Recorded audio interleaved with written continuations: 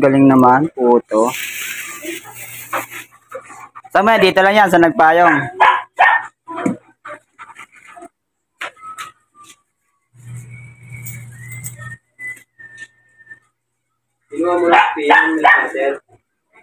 Dapat si Pia, ganyan din si Pia. Bibenta rin. Tapos si Daniel mag-aalaga ng bata. Ingat. Ayun o, bata, mag-aalok ng mga puto. Dito sa taga sa amin yan o. Mag-aalok siya ng puto. Tapos yung mama niya nag-babantain ng kapatid ng bunso. Ang galing, di ba? Sa murang edad pa lang, nilalako na siya ng ganito. Nararanasan niya na yung magsipag at magtyaga para dun sa makatulong sa magulang niya. Napaka the best nun.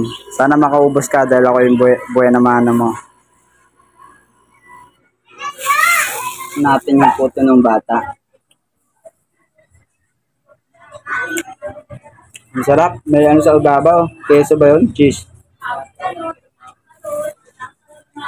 Ang sarap, guys. Bili na kayo nun. Pwede ko rin i-alok yun. Tulungan natin yung bata. Aloksin natin yung mga paninda niya pag magkaroon tayo ng time.